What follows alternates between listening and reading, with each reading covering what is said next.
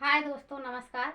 मैं संजू यादव एक नया देहाती गीत गाने जा रही हूँ। आप लोग को पसंद आए तो कमेंट बॉक्स में ज़रूर बताना, और हाँ, लाइक शेयर सब्सक्राइब जरूर कर देना।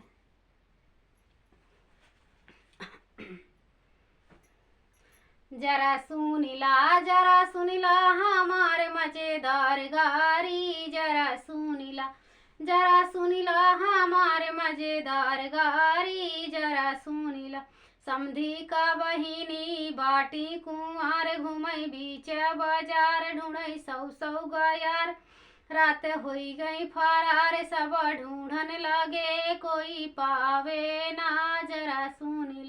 जरा सुनिला दूल्हे हमारे गारी, जरा सुनिला दूल्हे हमारे गारी, जरा सुनिला। दुल्हे का बहिनी बाटी कुमार, घुमई हाटा बाजार, लैके सौ सौ गयार।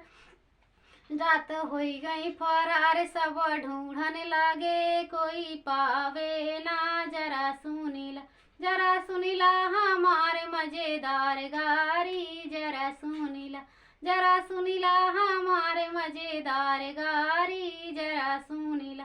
अगुआ का बहिनी बाटी कुमार, घुमई बीच बाजार, लुढ़ई सौ सौ गयार।